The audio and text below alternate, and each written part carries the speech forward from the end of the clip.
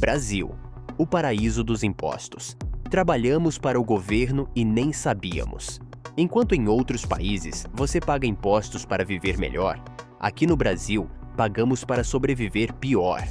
Como nosso amado sistema tributário transforma cada brasileiro em sócio involuntário do governo. Será que a tão prometida reforma tributária vai nos tirar dessa alegria ou só trocar o nome dos encargos? Prepare-se para rir ou chorar com as comparações que vão te deixar indignado. O sistema tributário brasileiro é amplamente reconhecido como um dos mais complexos e onerosos do mundo. Vamos detalhar essa realidade, comparando o Brasil com outras economias, usando dados do Banco Mundial e outras fontes confiáveis, para entender os desafios enfrentados pelo país e avaliar se a reforma tributária é capaz de alterar esse cenário. Atualmente, o Brasil possui mais de 90 tipos de tributos, incluindo impostos, contribuições e taxas federais, estaduais e municipais. Essa fragmentação não apenas torna o sistema difícil de entender, mas também aumenta os custos administrativos para as empresas. A maioria dos países trabalha com sistemas mais simplificados. Nos SQS-EILUA, por exemplo, existem basicamente 3 níveis principais de tributação: federal, estadual e municipal, com uma estrutura menos fragmentada. Exemplo: real. Uma empresa no Brasil que opera em diferentes estados pode enfrentar regras distintas para o ICMS, enquanto na Alemanha, o IVA, Imposto sobre Valor Agregado, é padronizado nacionalmente. Tempo gasto com obrigações fiscais. Segundo o relatório Doing Business do Banco Mundial, o Brasil está entre os países onde as empresas gastam mais tempo cumprindo obrigações tributárias. Brasil, aproximadamente 1.500 horas por ano. Média global, cerca de 234 horas por ano. Comparação com outros países. Maastricht, 175 horas por ano. Alemanha, 218 horas por ano. México, 240 horas por ano. Esse tempo reflete a complexidade de apurar tributos como ICMS, PIS, COFINS e ISS, cada um com regras específicas que variam por setor, produto e região. Ranking de facilidade para fazer negócios. O Banco Mundial classifica os países no Ease of Doing Business, e o Brasil ocupa posições pouco favoráveis devido ao ambiente tributário. Ranking geral, 2020. Brasil ocupa a 124ª posição entre 190 países.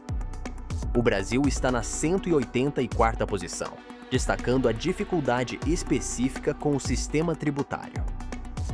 Líderes globais. Singapura, 2ª posição geral, um sistema tributário altamente eficiente e digitalizado. Nova Zelândia, 1ª posição geral. Apenas 140 horas gastas por ano no cumprimento de obrigações tributárias. Impacto econômico da burocracia tributária. A complexidade tributária no Brasil não afeta apenas grandes empresas, mas também pequenos negócios. Custo adicional. Empresas brasileiras gastam cerca de 1,5% do faturamento anual apenas para cumprir obrigações fiscais, enquanto a média global é de 0,5%. Barreira ao investimento. A ineficiência do sistema tributário é frequentemente citada como uma das maiores barreiras para investidores estrangeiros. Como a reforma tributária pode melhorar isso? A proposta de reforma tributária busca corrigir esses problemas por meio de 1. Unificação de tributos. A substituição de PIS, COFINS, ICMS e ISS por CBS e IBS simplifica o número de impostos e reduz sobreposições. Cobrança no destino. O IBS será arrecadado no local de consumo, eliminando disputas entre estados e tornando o sistema mais previsível. Digitalização. O uso de sistemas eletrônicos padronizados deve diminuir o tempo gasto com obrigações fiscais. Potencial. Resultado.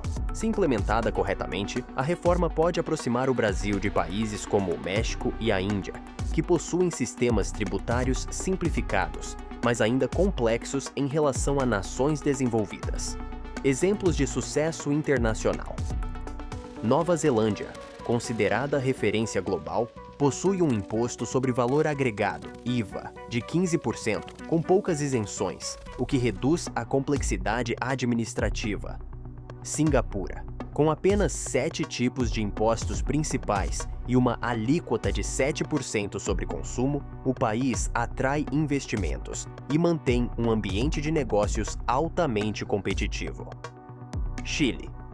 Na América Latina, o Chile é um exemplo de eficiência, com apenas 291 horas por ano gastas no cumprimento de obrigações fiscais e um sistema tributário relativamente simples. O sistema tributário brasileiro está entre os mais ineficientes do mundo, tanto em complexidade quanto em custo. A reforma tributária é um passo necessário, mas ainda enfrenta desafios para colocar o Brasil no mesmo patamar de países líderes em facilidade de negócios.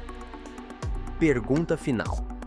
Será que a reforma será suficiente para reduzir os 1.500 horas anuais para algo próximo da média global? E, mais importante, como garantir que essas mudanças sejam implementadas de forma eficaz? Com a implementação correta, o Brasil pode melhorar significativamente sua posição no ranking de facilidade para fazer negócios e atrair mais investimentos.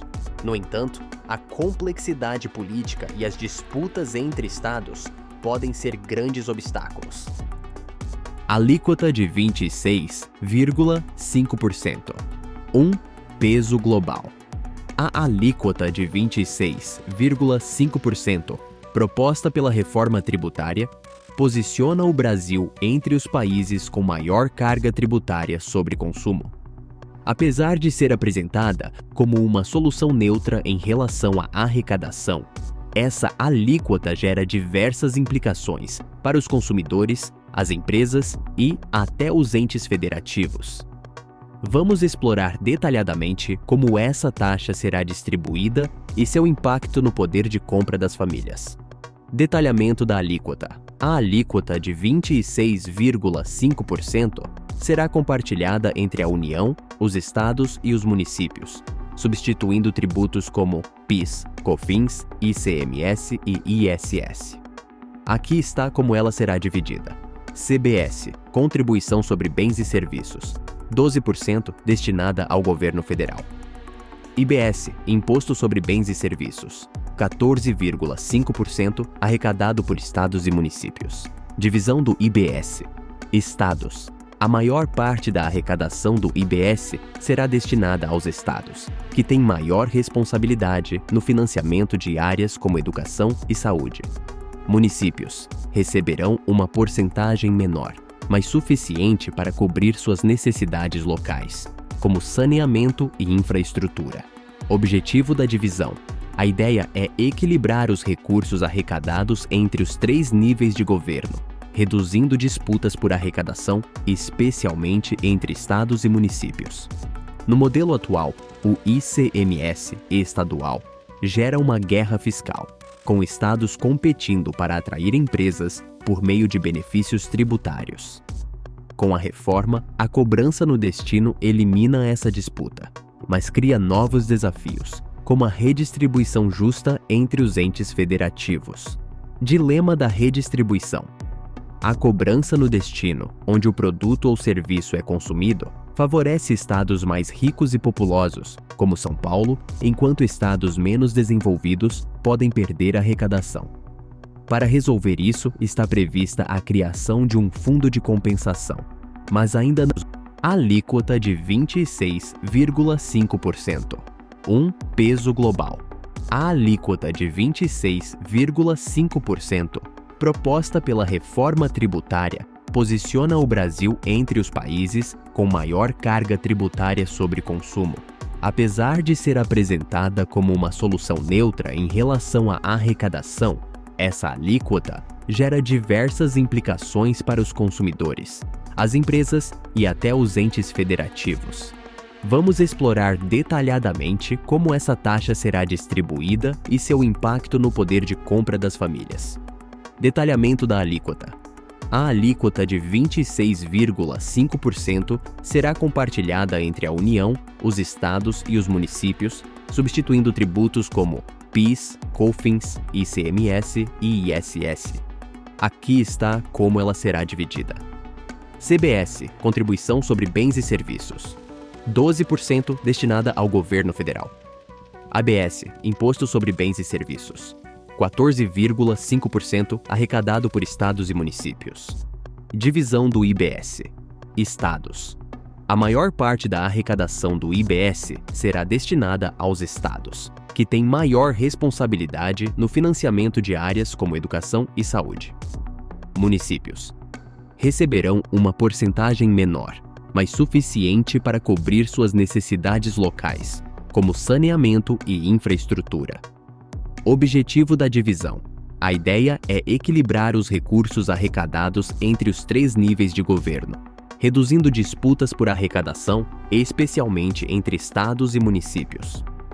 No modelo atual, o ICMS estadual gera uma guerra fiscal, com estados competindo para atrair empresas por meio de benefícios tributários.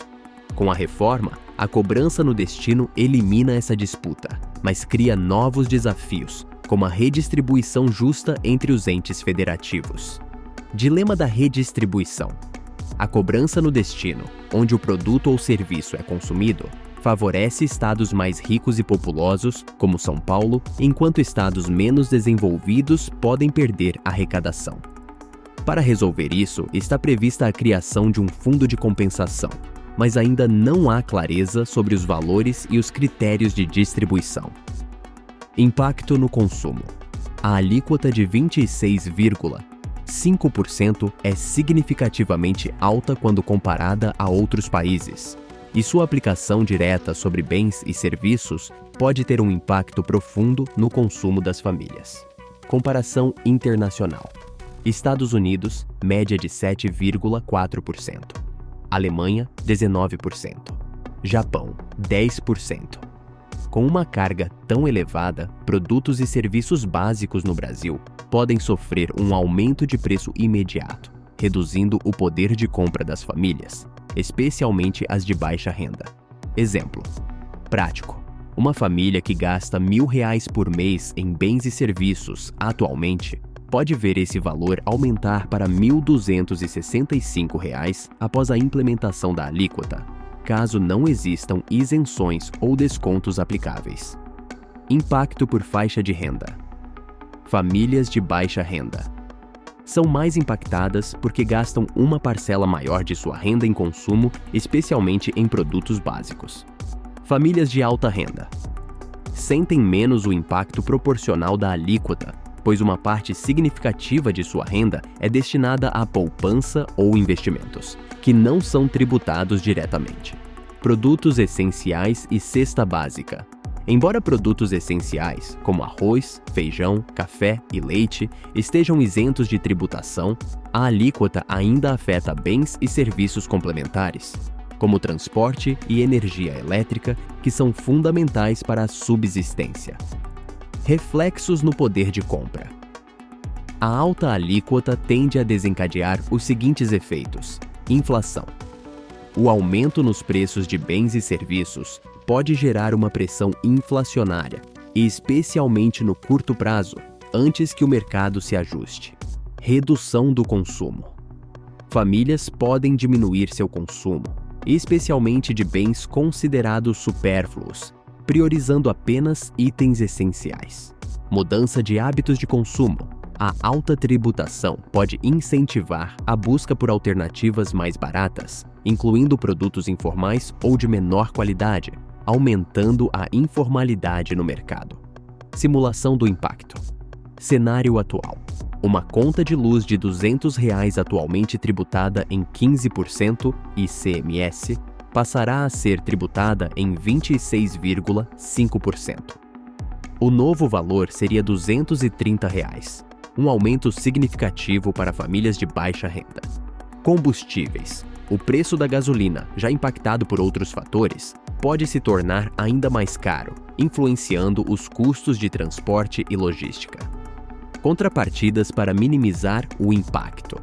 Para atenuar os efeitos da alta alíquota no consumo, o governo propõe cashback para baixa renda, devolução parcial ou integral dos impostos para famílias vulneráveis, como em contas de serviços essenciais, gás, energia e internet. Isenções para produtos essenciais. Como mencionado, itens da cesta básica continuarão isentos, mas há críticas sobre a exclusão de alimentos como carnes nobres e frutas importadas. Fundo de compensação. Para estados menos desenvolvidos, esse fundo busca redistribuir recursos e evitar que a cobrança no destino prejudique regiões economicamente mais frágeis. Perspectiva de longo prazo. No longo prazo, a reforma pode trazer benefícios como maior transparência. Com uma alíquota única, os consumidores entenderão exatamente quanto estão pagando em impostos. Redução da sonegação. A unificação dos tributos e o uso de sistemas eletrônicos padronizados podem dificultar práticas de evasão fiscal. Estímulo ao crescimento. Se os recursos arrecadados forem bem distribuídos e usados para investimentos estratégicos, a economia pode crescer, compensando o impacto inicial da alta alíquota. Conclusão: a alíquota de 26,5% representa um dos aspectos mais polêmicos da reforma tributária. Enquanto promete simplificação e neutralidade arrecadatória, seu impacto sobre o consumo e o poder de compra das famílias é significativo, especialmente para os mais pobres. Além disso, a divisão entre União, estados e municípios será um ponto crítico para garantir que a redistribuição dos recursos seja justa e eficaz. A grande questão que fica é: o Brasil está pronto para lidar com os desafios dessa alíquota tão elevada? Ou veremos mais desigualdade e informalidade no mercado? Essa análise detalhada oferece uma visão completa da alíquota e seus desdobramentos, garantindo clareza e profundidade para a audiência. Caso precise de mais dados ou exemplos práticos, posso complementar. Perspectiva de longo prazo. No longo prazo, a reforma pode trazer benefícios como maior transparência. Com uma alíquota única, os consumidores entenderão exatamente quanto estão pagando em impostos. Redução da sonegação. A unificação dos tributos e o uso de sistemas eletrônicos padronizados podem dificultar práticas de evasão fiscal. Estímulo ao crescimento.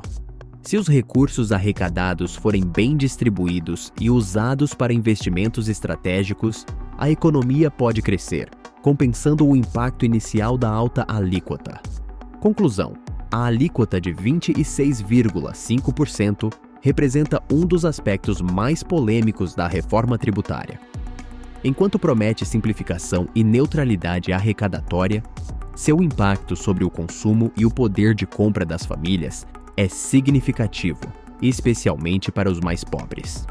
Além disso, a divisão entre União, estados e municípios será um ponto crítico para garantir que a redistribuição dos recursos seja justa e eficaz. A grande questão que fica é: o Brasil está pronto para lidar com os desafios dessa alíquota tão elevada? Ou veremos mais desigualdade e informalidade no mercado?